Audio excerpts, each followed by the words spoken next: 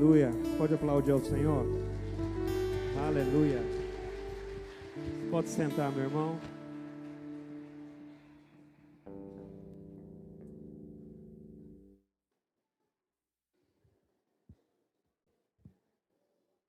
Graça e paz do Senhor, amém? Aleluia. Liga as luzes para a gente, queridos. Aleluia. Aleluia.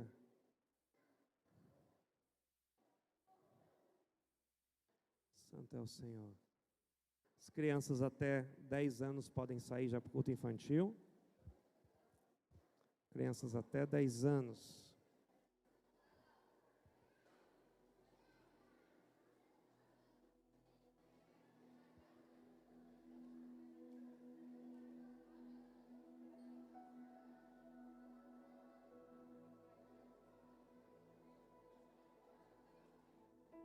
Aleluia. Aleluia. Olha para a pessoa mais próxima de você, fala: que bom que você sentou perto de mim. Fala assim, porque vai sair muito milagre nessa noite. E fala assim: quem estiver perto de mim vai receber milagre também, em nome de Jesus. Você crê nisso ou não? Aleluia. Aleluia. Hoje é o terceiro e último dia que nós estamos ministrando sobre milagres. E eu creio que para alguns o milagre já aconteceu. Semana nós tivemos tantas notícias boas, tantas coisas que nos reportaram. E eu tenho certeza que Deus está operando nesse lugar na minha vida e na tua também, em nome de Jesus. Tem alguém aqui pela primeira vez? Faz assim, ó, quem está aqui pela primeira vez. Deus abençoe. Te conheço, né? A gente se conhece desde quando eu tinha cabelo, né? É? Marcelo? Marcos? Quase deu certo. Enfermeiro. É por isso que eu te conheço tanto. Você já aplicou muita injeção em mim. Estudou com a minha esposa. Seja bem-vindo, Marcos. Bom ter você aqui. Mais alguém pela primeira vez? Ali, Deus abençoe. Seja bem-vindo também. Tem mais alguém aqui? Ô, gente, alguém dá um abraço no Marco aí, pelo amor de Deus, faz favor. Aleluia. Tem mais alguém aqui? Pela primeira vez lá atrás. Deus abençoe, Edinho. Dá um abraço, Edinho. Cumprimenta aí na paz do Senhor. Aleluia. Mais alguém? Aleluia. O Edson, pode aumentar um pouquinho o retorno para mim?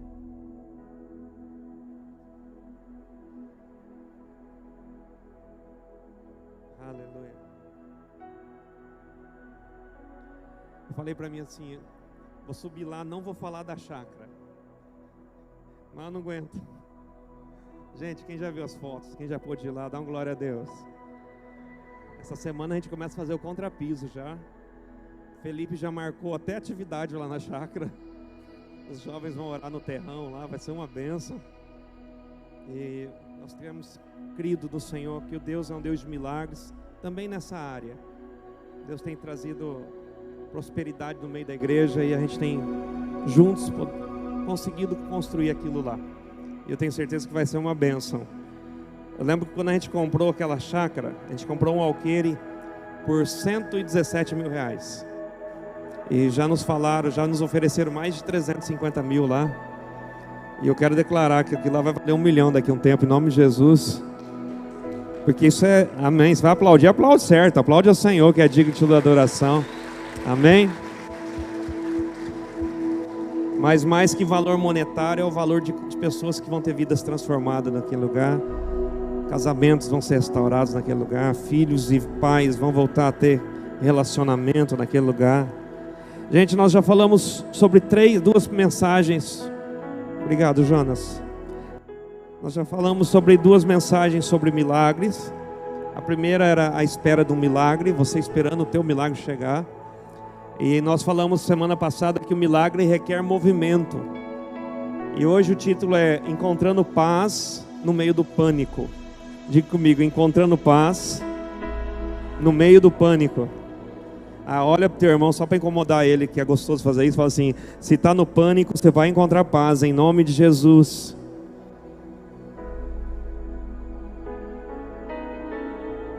Já entrou em pânico alguma vez? Ontem eu entrei em pânico.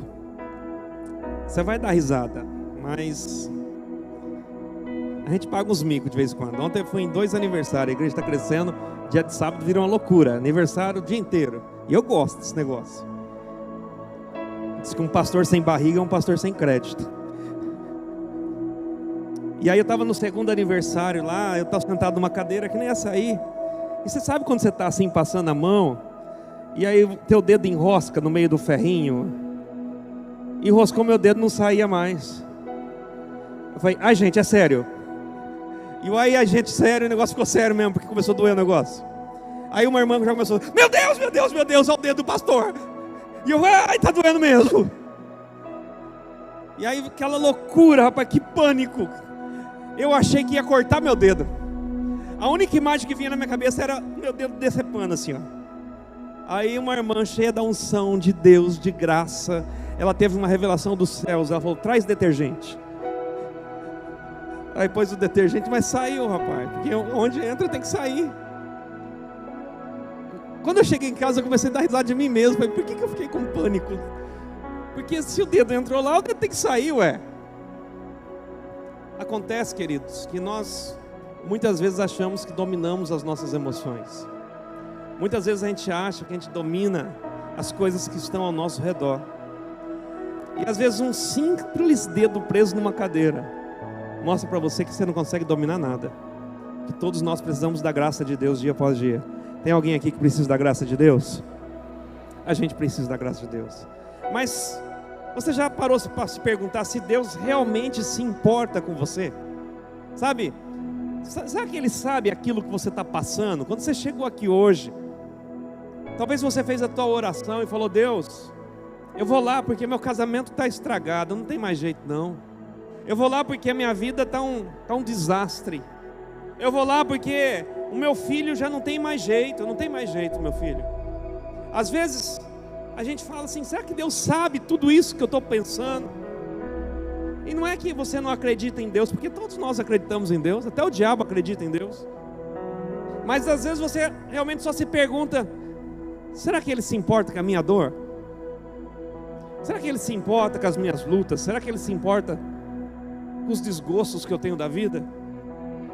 Porque se Ele realmente se importasse, parece que Ele faria algo a respeito. E às vezes parece que Deus não está fazendo nada a respeito. Quando já passaram por uma situação assim, que parece que Deus não está fazendo nada? Você ora, ora, ora e não acontece nada. O milagre não vem, a luta não passa. Parece que Deus não está se importando com a gente, queridos. Será que você já se perguntou assim, será que Ele se importa ou eu estou vivendo sozinho a minha luta? E hoje eu quero falar com vocês sobre um desses milagres. Domingo passado foi muito interessante, que eu preguei em 18 minutos domingo passado, bati o recorde. Eu vou confessar para vocês, eu tive que enrolar um pouquinho no final, porque senão não dava tempo de fazer a aulinha das crianças lá. Mas quando eu cheguei em casa eu falei para Deus assim, Deus, que eu não seja muito prolixo, que eu não fale demais, mas que eu fale o necessário. Mas o mais importante é que você precisa entender, não é o tempo do culto, não é nem quem está pregando a palavra. O importante é você se render aos pés de Jesus e deixar Ele fazer o milagre que Ele precisa fazer na tua vida, se Ele quiser fazer, na hora que Ele quiser fazer. Quando você está entendendo o que eu estou falando, diga amém. Hoje a gente vai ver um desses textos da Bíblia, onde Jesus, Ele ali no relacionamento com seus discípulos, os discípulos fizeram a mesma pergunta, será que o Senhor se importa com a gente? O Senhor se importa realmente com a gente? E é por isso que o título, eu escrevi no título, foi Encontrando Paz no Meio do Pânico. Porque quando você está no pânico, meu irmão, você precisa encontrar paz. Ninguém consegue resolver seus problemas no meio do pânico. Ninguém consegue resolver nada no meio do furacão. Você precisa encontrar paz no meio da turbulência, no meio da tempestade, para que de alguma forma você busque uma solução mais sensata.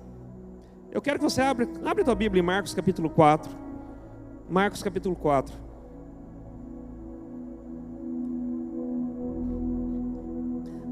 Os discípulos foram se encontrar. Esse texto fala que os discípulos se encontraram numa tempestade. inesperada. Diga comigo, inesperada. O que é uma tempestade inesperada? Você não está esperando. Muitas vezes você está lá na tua casa e de repente a chave vira. É o telefone que toca com uma notícia ruim. É um acidente que aconteceu, é alguém que morreu. As tempestades na nossa vida, normalmente elas não são avisadas. Normalmente elas acontecem assim, inesperadamente. E quando a gente vê, a gente está no meio, a gente está dentro de uma tempestade. E talvez é onde alguns de vocês estão nessa noite, enfrentando algo que você não escolheu, não quis, não esperava. Irmão, todo casamento, quando a pessoa casa, ela quer ser feliz, amém ou não amém? Eu nunca vi alguém casar para ser infeliz.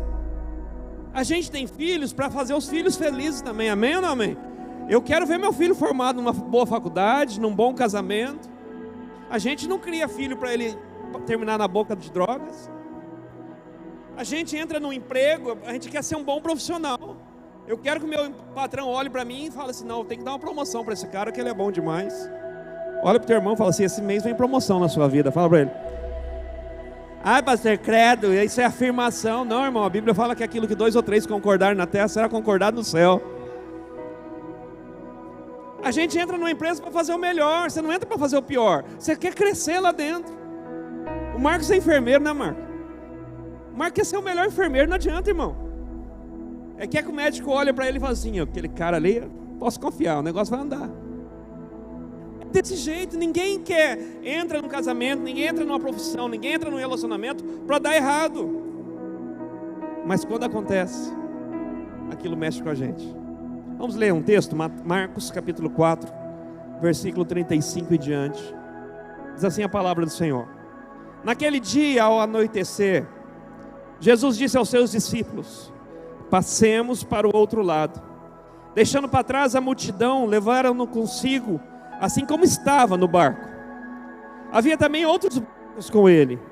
Surgiu uma forte tempestade, e as ondas arrebentaram sobre o barco, de modo que quase submergiram. Jesus estava na popa, dormindo, sobre uma almofada. Os discípulos acordaram e lhe disseram: mestre, não te importa que nós nos afoguemos? Versículo 35, naquele dia, ao anoitecer, Jesus disse aos seus discípulos: passemos para o outro lado. Sabe, queridos, a gente precisa entender algumas coisas dessa história. Eles estavam atravessando o mar da Galileia. Diga comigo, mar da Galileia. Quando a gente pensa nesse mar, parece uma coisa muito grande. Realmente ele era grande, mas não era um oceano. Esse mar tinha aproximadamente 20 quilômetros de largura, de comprimento, 12 de largura. Ele, na verdade, é um grande lago, que eles chamam de mar da Galileia. E a história conta que ali, por uma conjunção de fatores climáticos, ali acontecem grandes tempestades. Sabe, ali tem fortes chuvas furiosas, tem ventos muito fortes.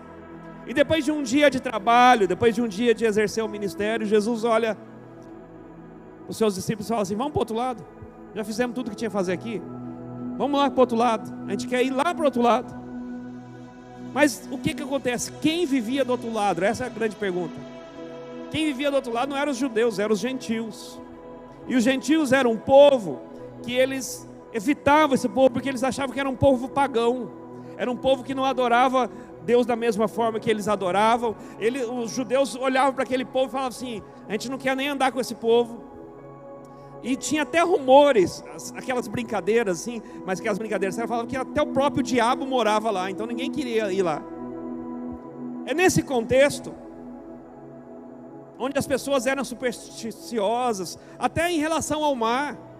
Olha que eu procurei um comentário de um escritor falando sobre o mar, e olha o que ele fala.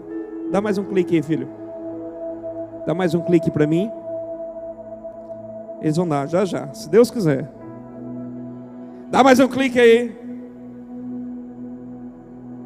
Não vai sem clique mesmo.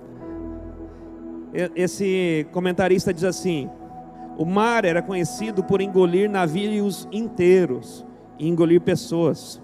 Era uma superstição comum ver a água como o abismo, onde os demônios espreitavam nas profundezas.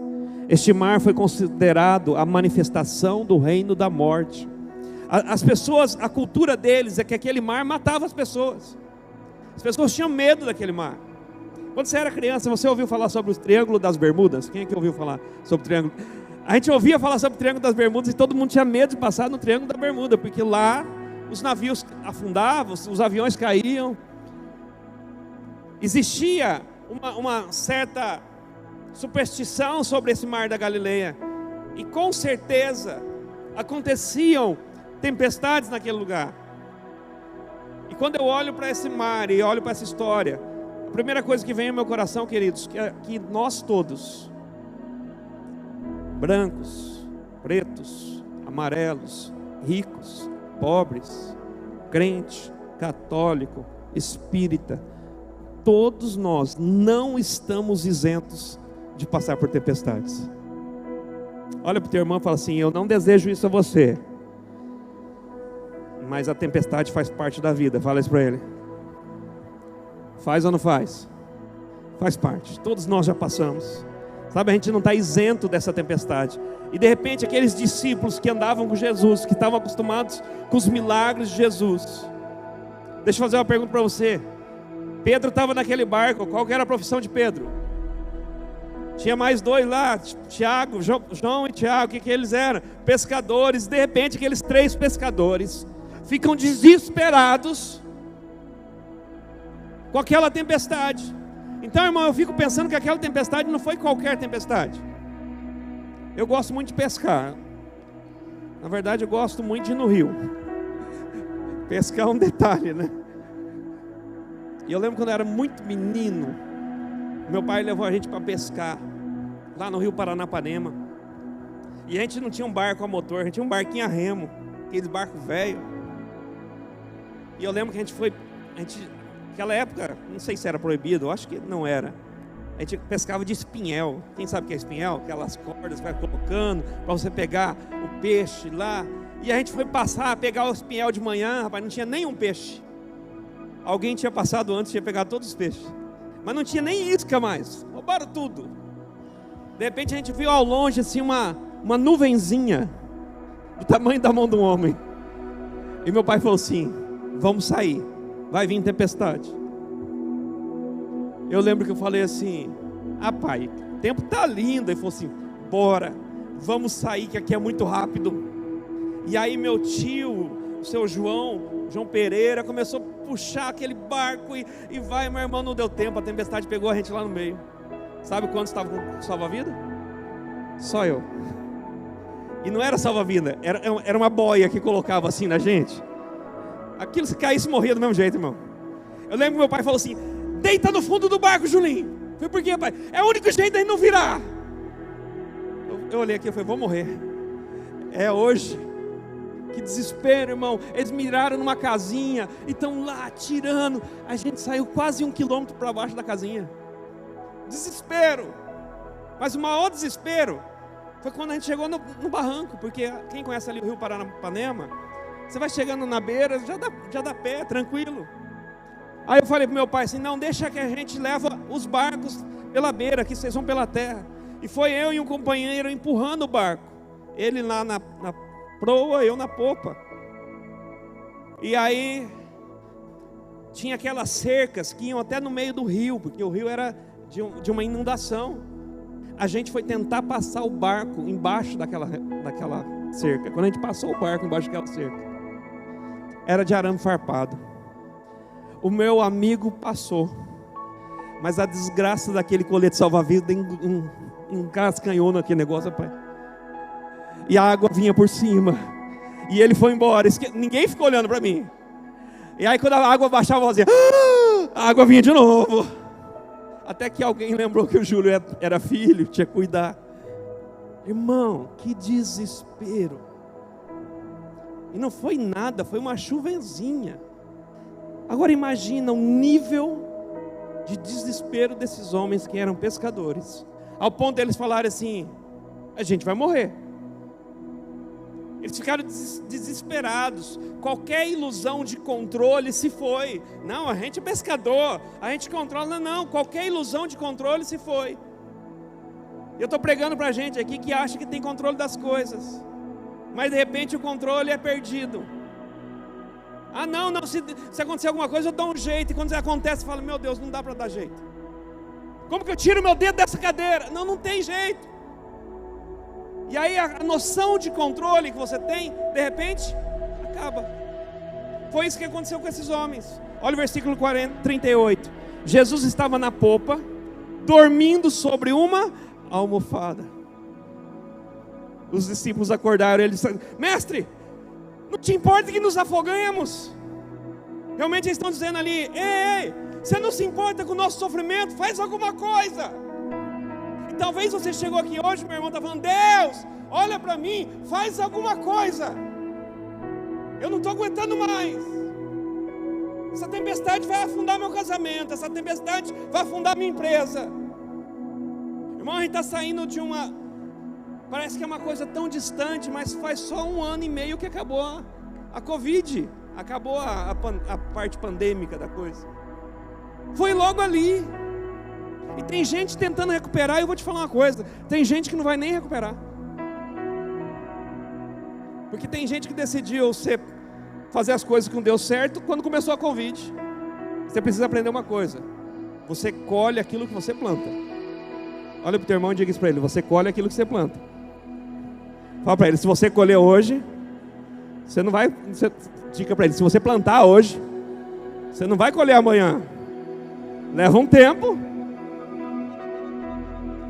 Tem gente achando que vai plantar coisa na família, no casamento hoje, vai colher amanhã, meu irmão. Não é assim. É uma lavoura que precisa ser cuidada. Mas quando a gente olha para esses homens, é como se eles falassem assim: será que o Senhor se importa comigo mesmo, Jesus? E às vezes a gente também faz essa pergunta: será que o Senhor se importa? Eu perdi meu emprego, eu entrei numa depressão, eu não consigo resolver esse buraco financeiro, os meus pais se divorciaram, os filhos estão em luta, o que eu faço? Meu casamento está paralisado. Será que o Senhor se importa com a gente? Queridos, quantas vezes a gente questiona Deus?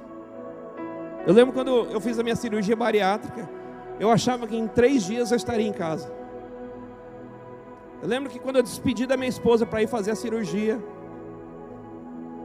a gente chorou, parece que sabia que alguma coisa ia acontecer.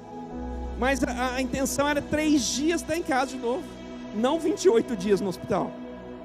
Não gente apostando que dia que você ia morrer, que dia... Será que Júlio morre hoje? Não, morre amanhã. As tempestades são assim. A gente não espera. E você acha que eu não me perguntei com Deus? Deus, por que eu estou passando por tudo isso? Você acha que eu não ouvi gente falando assim: são os pecados dele?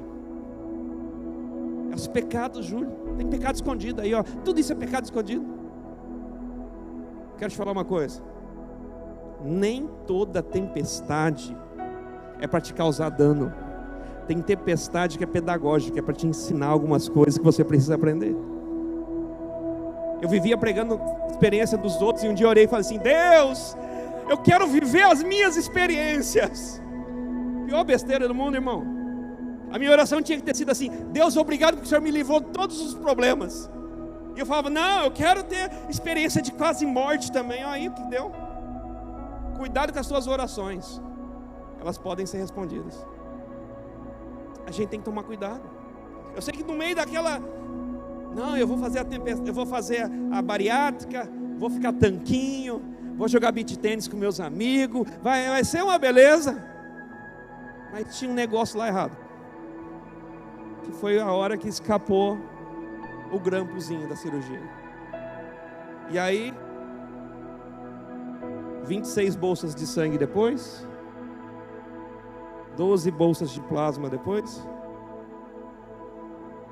Quando eu acordo no hospital, eu lembro do rosto do pastor Neilton, assim, olhando para mim e falando assim: você quase morreu, mas fica tranquilo, você vai sair dessa. Daí você fala: por que, Deus? Não fiz nada, sou um bom crente. É por isso que eu quero falar para você, querido, só 2 passos. Como passar no meio da tempestade? O que eu preciso fazer no meio da tempestade? São 2 passos. O primeiro passo é que você precisa aprender. Dá mais um clique, filho. O primeiro passo que você precisa aprender é que Ele está com você no meio da tempestade. Fala isso para o teu irmão. Jesus está com você no meio da tempestade. Fala assim, toda a tempestade Ele está com você. Fala para Ele isso. Ele não sai de perto de você no meio da tempestade. Versículo 38, só a parte A diz assim: Jesus estava na popa, dormindo sobre uma almofada. Irmão, que sono pesado é esse? Que o negócio está quebrando lá fora e Jesus está dormindo. Quando eu olho para essa situação, eu começo a pensar que a gente fica tão preso ao porquê da tempestade, que a gente se esquece de quem está no barco.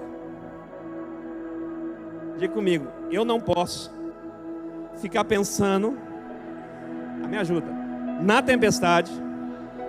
Diga assim, eu tenho que pensar no dono do barco. Eu lembro que fui pregar uma vez em Passo Fundo, e era aquele aviãozinho ATR da Azul, e tinha um Azul, normalmente são azuis os seus aviões, mas aquele avião era rosa, era pink. Dia Internacional da Mulher, alguma coisa.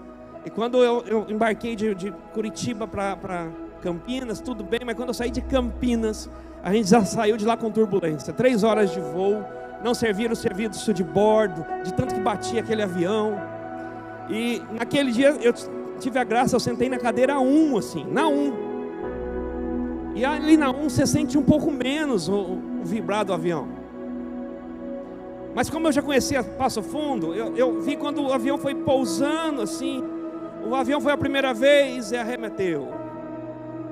Foi a segunda vez e arremeteu de novo. Eu falei, ixi, o negócio está feio. Foi a terceira vez e arremeteu de novo. Eu nunca tinha passado uma turbulência tão séria. Na quarta, eu lembro que a comissária falou, senhores passageiros, nós vamos tentar pousar em Passo Fundo, se não for possível. Nós vamos para Chapecó. Ia mudar tudo, mas a gente não está conseguindo. De repente, aquele piloto muito ninja, cara. O cara foi e pá, desceu. Quando ele desceu, o cara falou assim, ninguém se levante que a gente vai atender primeiro os feridos. Eu falei, gente, que feridos? Eu olhei para trás, um monte de gente machucada. Gente infartando. Gente tinha vomitado no avião todo assim. E aí que eu fui entender que o negócio era mais sério do que eu tinha imaginado. Quando eu desço no aeroporto, vem um repórter me entrevistar. E aí, como foi o voo? Muito tenso? Eu não senti nada não. De verdade, eu senti bem pouco, mas foi um voo tenso por causa das pessoas. Aí o pastor Éder já veio aqui, foi me buscar e falou, rapaz, estavam transmitindo na rádio. Eu falei, como assim transmitindo na rádio? Porque o piloto pediu ajuda, porque tinha feridos e foi bombeiro. E a gente começou a falar, o pastor Júlio está aí. E aí domingo à noite eu fui pregar nessa igreja. Falei, irmãos, eu orei tanto para estar aqui, mas o avião quase caiu. Aí uma irmã lá do meio falou assim, não caiu porque o senhor estava dentro. Eu falei, é verdade, irmão. Não é porque eu estava dentro, é porque Jesus estava no controle daquele avião. A gente precisa entender algumas coisas. Não é a tempestade, é quem está no controle. Não é a força do vento, é quem está no controle. Não é a força da tempestade, é quem está dormindo no barco, irmão. Aquele povo andando com Jesus e não aprendeu que Ele era o dono de tudo. Sabe, queridos, a pergunta é quem é mais poderoso? Por quê ou quem? Sabe, meu irmão, através das escrituras Deus fez tantas promessas e eu e você conhecemos. Deuteronômio 3:31:6 diz assim, Deus não falhará com você, nem te abandonará. Você pode falar, Deus não vai me abandonar? Fala assim, Deus não vai me abandonar. Você crê nisso ou não? Josué 1:5 diz assim, pois eu estarei com você como estive com Moisés. Deus está falando assim, eu vou estar com vocês também, descanse o coração. Josué 1:9 diz assim, não fique receoso, não fique desencorajado, porque o Senhor teu Deus estará contigo, onde quer que você vá. Qualquer lugar Ele vai estar com você, meu irmão.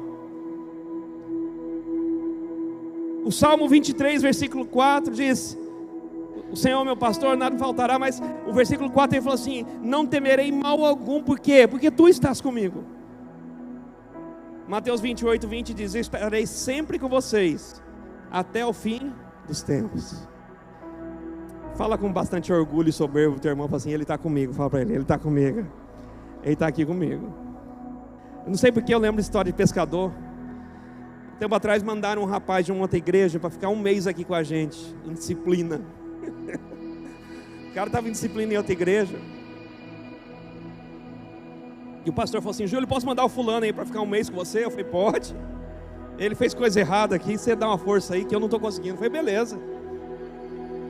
E esse cara ficou aqui com a gente todo dia, muito discipulado, era questão de tráfico de drogas, era bem sério o negócio. E aí no último dia, era uma segunda-feira, era minha folga, eu falei: vamos pescar comigo, fulano? Vamos, pastor. E a gente foi numa ilhazinha ali no Rio Paranapanema. A gente alugou um barqueiro para levar a gente até lá no rio. Daí o cara falou assim: eu deixo vocês aqui e volto buscar vocês à tarde. Eu falei: beleza. O irmão, começou a chover. O negócio começou a chover. E eu não sei se abriram um pouquinho as comportas, começou a entrar água dentro da ilha. O irmãozinho que estava comigo falou: pastor, foi o quê? A água está entrando na ilha. O que tem? Nós vamos morrer. Eu falei: você, eu não. Ele falou: por que você não vai morrer? Eu falei: porque eu não vou morrer nesse lugar. Eu falei: pastor, o que você vai fazer? E eu tinha levado uma cabaninha, uma barraquinha. Eu falei: eu sei o que eu vou fazer. Armei a barraca, deitei e falei: eu vou dormir. Ele falou: não, o senhor não vai dormir não? Vai entrar água aqui. Eu falei: não, fica tranquilo, eu tenho a solução. Mas quando eu vejo o irmão está deitado dentro da barraca comigo: pastor, nós vamos morrer, pastor. Eu falei: não vamos morrer. Sei que 5 horas a água estava começando a entrar na ilhota mesmo. E claro que eu estava com medo, irmão. Mas para ele eu estava dando uma de macho alfa, assim, entendeu? Tipo, que eu estava bem. Mas o que eu tinha visto? Naquela ilhazinha tinha uma torre de transmissão de energia. Pensei que qualquer coisa eu corro para aquela torre, subo lá, alguém vem me tirar. Só que eu não falei isso para ele. Quando a gente estava voltando, ele falou assim: pastor, você é macho mesmo, hein? Eu falei: por quê? Ele falou assim: água entrando, pastor, ali nem do braço a gente saía. Eu falei assim: fulano, por que isso tudo aconteceu? Ele falou: porque Deus estava me fazendo a prova, para ver se eu passava nos 30 dias. Eu falei assim: mas Deus deixou de ser Deus? Deus perdeu o controle? Sabe, irmão, a gente precisa entender. Todas as coisas cooperam para o bem daqueles que amam e servem a Deus, daqueles que são chamados segundo o seu propósito. Sabe, queridos, a melhor coisa de tudo é que Deus prometeu a presença dEle.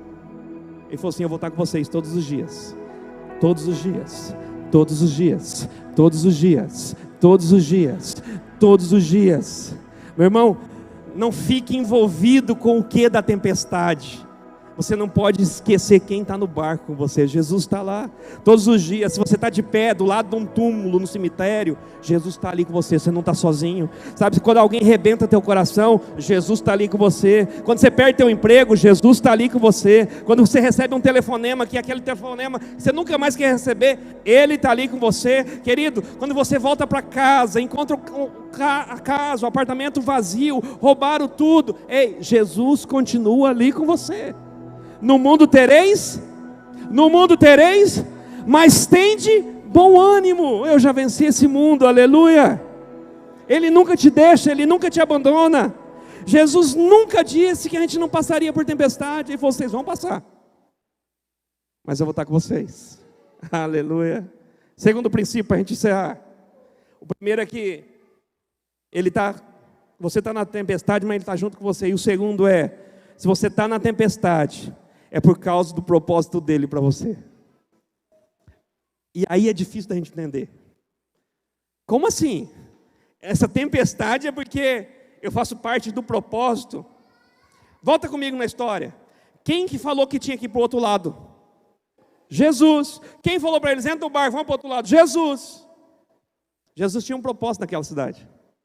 Quando a tua vida está alinhada aos propósitos de Deus, queridos, tudo o que acontecer na tua vida está debaixo de um propósito de Deus. Por que Jesus permitiu que os discípulos passassem por aquela tempestade? Sabe, talvez eles precisavam aprender na tempestade. Aprender a confiar em Jesus.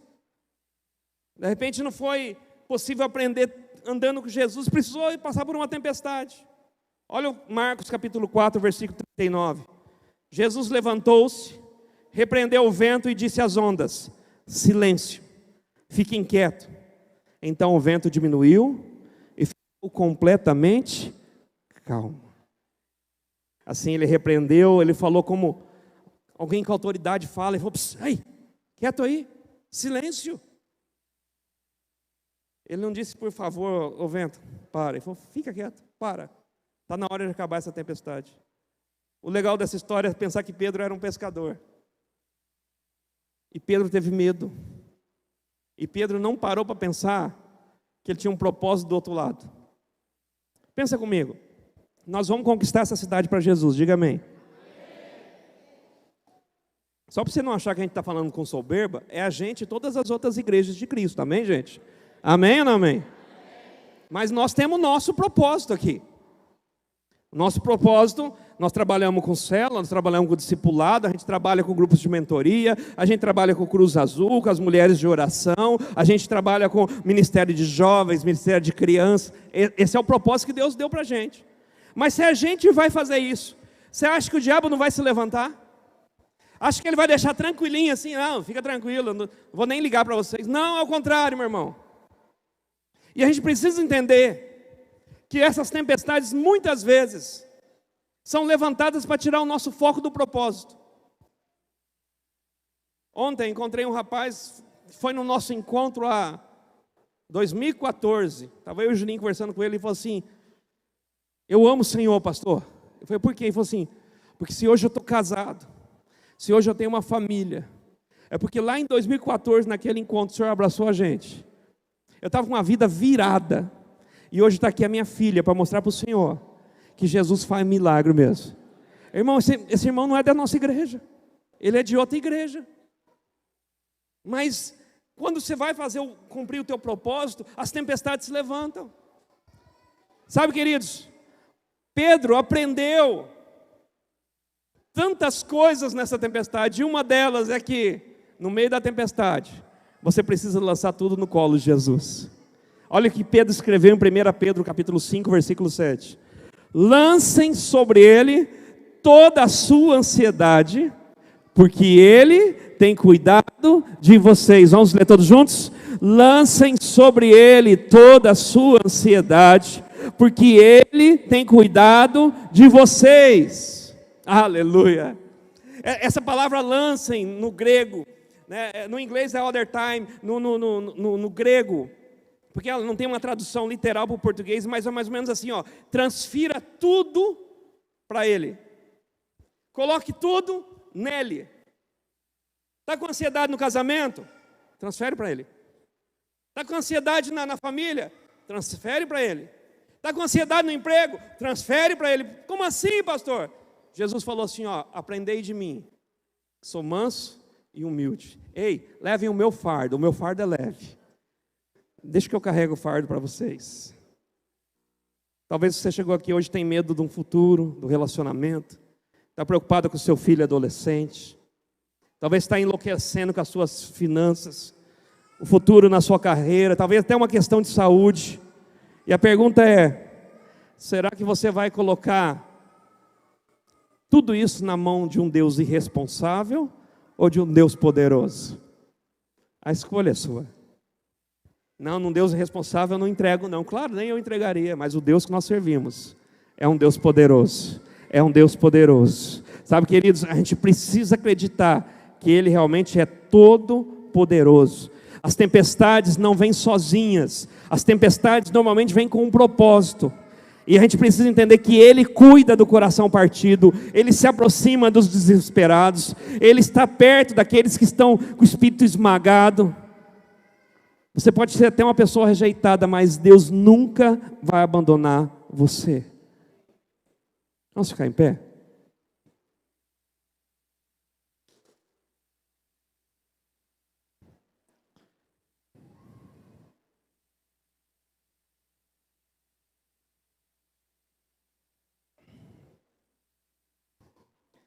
Olha para o teu irmão e diga assim: um dia as tempestades vão acabar. Você crê nisso? Então seja profeta, fala para o teu irmão assim: vai acabar um dia, meu irmão. Vai acabar essa tempestade um dia, vai acabar. Você crê nisso, irmão? Vai chegar o dia que Ele vai restaurar aqueles que estão doentes. Vai chegar o dia que Ele vai curar todos os deprimidos. Vai chegar o dia que Ele vai trazer alegria para aqueles que estão chorando. É por isso, queridos, que eu quero falar para você: enxuga a tua lágrima hoje. Jesus está neste lugar, queridos. E a palavra que Ele diz para mim é que Ele vai fazer coisas novas nessa noite. Ah, pastor, no meu casamento, coisa nova. No meu filho, coisa nova. Na minha história, vai ter coisa nova. Lance sobre ele toda a sua ansiedade. Sabe, hoje nós nos reunimos e para mim isso aqui é o barco. A igreja não é um lugar onde você pode ir quando não tem mais nada para fazer. A igreja é uma família para se pertencer. A gente não está sozinho. É por isso que a gente precisa lançar todas as nossas preocupações nele. Até que Jesus repreenda o diabo. Até que Ele repreenda todas as lutas deste mundo caído. Vou falar uma coisa louca para você. Esse mundo está esquisito.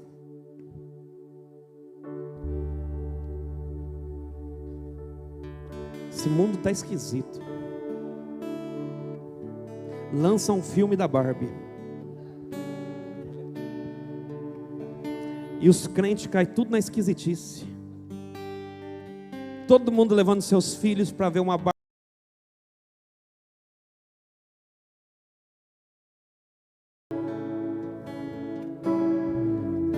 Todo mundo correndo atrás de um mundo destruído. Meu filho olhou para mim: pai, posso ir segunda-feira no cinema? Eu falei: pode, filho. Não me liguei na hora.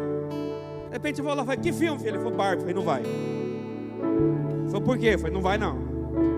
Você escolhe o filme que você quiser, no Barbie você não vai. Ah, pastor, isso é machismo. Eu levei minha filha, não tem nada. Você cuida do teu filho, eu cuido do meu. Mas depois nós vamos ver como o final da história. Eu chego, falei: pai, por quê? Filho, porque eu não dei essa direção para a igreja e eu não vou fazer isso. Mas eu acho que como igreja a gente não tem que aplaudir aquilo que o mundo está falando que está errado. Não tem que fazer isso. Irmão, eu não assisto novela faz uns 20 anos, graças a Deus, me libertei. Mas você já viu um casamento dar certo na novela? E a gente torce para arrebentar mesmo. A gente torce para quem traiu ficar com o outro. E a gente vai colocando aqueles valores dentro da nossa casa. Ah, pastor, credo, agora o senhor é muito duro. Não, irmão, quando eu entro no meu quarto, meu filho está no telefone assim: ô irmão, fulano, não vou falar o nome do cara não. Eu não vou poder ir não. Meu pai não deixou. Sabe o que é? Minha igreja agora não está deixando a gente ir no cinema. E eu concordei. Desligou, falei: filho, preciso te falar alguma coisa. Ele falou: não, pai, não, já entendi. Aqui não é lugar para mim. Eu estava com medo do meu filho falar assim: meu pai é chato mesmo, hein? Porque eu sou. Pastor, por que você está falando isso? Irmão, muitas vezes as tempestades chegam na nossa casa porque a gente abre a porta para o vento. Muitas vezes a tempestade a gente chega na nossa casa porque a gente deixa valores do mundo entrar dentro da nossa casa. E eu quero falar uma coisa para você hoje. O vento que vai soprar na tua casa é o vento do Espírito Santo de Deus, meu irmão. O vento que vai soprar na nossa casa, o vento de milagre que vai acontecer, é o vento dirigido pelo Espírito Santo de Deus. Ah, pastor, o senhor está muito radical, meu irmão. Se você está achando que eu sou radical, começa a se preparar o que vai acontecer com a igreja nos próximos dias. Nos próximos dias a gente não vai poder nem pregar o que eu estou pregando aqui hoje. Pode nem ler a Bíblia mais. Quer milagre na tua vida? Se posiciona. Aprenda que quem está no barco da tua casa é Jesus Cristo de Nazaré. Ele está conduzindo o barco da tua casa. É Ele que está falando: filho, fica tranquilo, se você estiver no meu barco, Eu posso estar dormindo, mas as ondas, o vento, as tempestades estão todas na palma da minha mão. Se eu falar, o vento para hoje. Se eu falar, o milagre chega hoje. Você está entendendo que a gente precisa se posicionar, irmão? Pedro chega no final da vida dele e ele fala assim, olha, eu estou parafraseando, claro. Ele fala assim, um dia eu traí ele, um dia eu neguei ele, mas ele me encontrou na praia, porque eu tinha voltado a fazer tudo aquilo que eu fazia antes dele. E porque eu voltei a fazer aquilo que eu fazia antes dele, ele falou assim, Pedro, tu me amas? Ele falou, claro que eu te amo, Jesus. Apacenta minhas ovelhas. Pedro, tu me amas? Claro que eu te amo. Apacenta minhas ovelhas. Chega no final da vida de Pedro, ele fala assim, lancem sobre ele todas as suas ansiedades, porque ele tem cuidado de vocês. Aleluia. Eu quero orar para você que está passando por tempestade hoje. Se está passando tempestade, corre aqui para frente, irmão. Deixa a gente orar para você. Tem alguém passando por tempestade hoje? Vem aqui para frente. Não vou ficar insistindo não. Está passando por tempestade, é hora de você correr lá para frente e falar assim, eu estou passando. Eu preciso me acertar, eu preciso me posicionar. Eu preciso, pastor, eu estou passando, eu preciso que a igreja ore por mim. Eu não estou aguentando sozinho.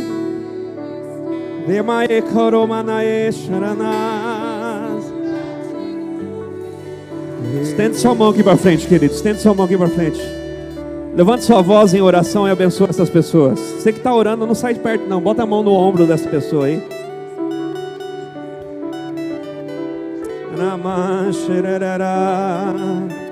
Serere mae korocha Narikandaras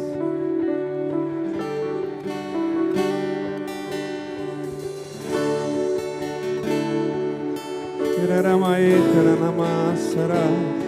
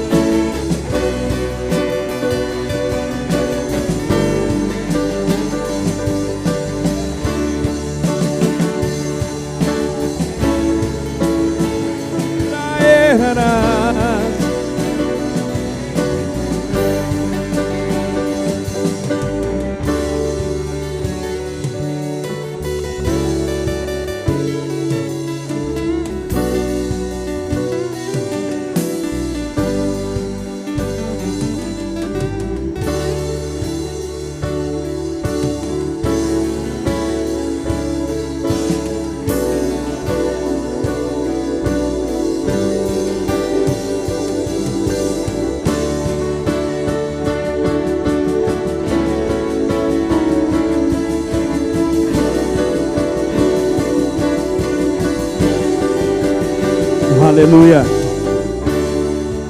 Feche teus olhos. Filho, o Senhor mandou parar tudo que eu estava fazendo e vim aqui pegar na tua mão. Porque tem um esgotamento físico, emocional na sua vida. Você não está aguentando mais, filho. Ekandarás. Essa semana você pensou em desistir de tudo, largar tudo. Manacharasarabas. Deus, por que você não olha mais para mim, Deus? Eu sou uma boa filha.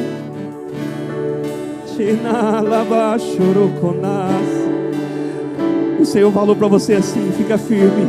Eu vou te dar forças como de uma águia. Você nasceu para ajudar pessoas. E aí você vê dentro da sua casa e fala: como que eu vou ajudar os outros se dentro da minha casa eu não consigo? Deus está falando: eu tenho milagre dentro da tua casa para você. Dentro da tua casa. Aquilo que você embalou no colo nunca vai ser um peso para você, vai ser a bênção do Senhor na sua vida. Nós como igreja te abençoamos, declaramos: você vai andar mais uma milha, você vai andar mais uma jornada, e as pessoas vão olhar para você e vão falar: o que está acontecendo com ela? E você vai falar que Jesus está no meu barco, Jesus está no meu barco, Jesus está no meu barco. Eu te abençoo em nome de Jesus. Senhor, nós oramos por cada vida aqui, Senhor. Dá força, Pai, dá força, Pai. Cada um que está aqui hoje, Pai, falando assim: Jesus, a tempestade está forte, Pai, mas nós declaramos, Senhor, o Senhor está conosco no barco, o Senhor está conosco no barco, Jesus. Então nós abençoamos e declaramos, Pai, tudo que Satanás tem feito contra os teus filhos e contra as tuas filhas, caia por terra hoje, em nome de Jesus Cristo. Nós damos ordem a essa tempestade: cesse, cesse, cesse toda tempestade contra a sua vida. Manjoró sandarás, ramancherás.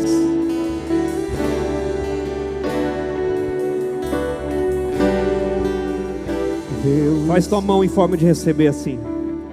Pai, eu declaro sobre cada vida, num ato profético aqui nessa noite, Pai, os milagres chegando nas casas, Pai.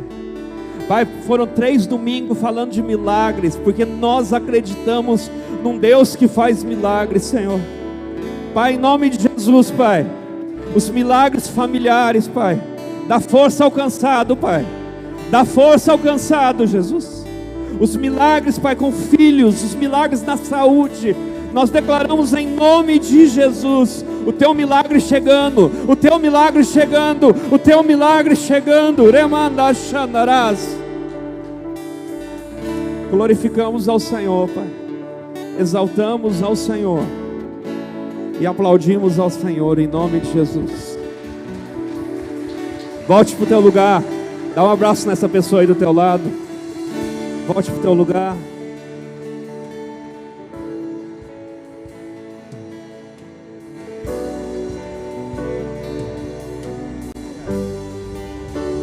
Amém? Que Deus te abençoe, que a tua semana seja maravilhosa em nome de Jesus. Terça-feira a gente tem escola da Bíblia, quarta tem célula. Você é nosso convidado, amém, queridos? Feche teus olhos. Pai, obrigado por essa noite, pelo privilégio de estar na tua casa, Senhor. Perdoa, Jesus, os nossos pecados e nos leva em paz, Pai, para os nossos lares. O Senhor derrame graça e misericórdia, Jesus. Eu declaro, Pai, uma semana sem tempestades, Pai. Eu declaro uma semana brilhando o sol da justiça sobre as nossas vidas, Senhor. Que o amor de Deus, a graça do nosso Senhor Jesus Cristo, unidade e consolo do seu doce Espírito Santo te abençoe e te guarde, em nome de Jesus. Vá em paz. O Senhor te abençoe e te guarde.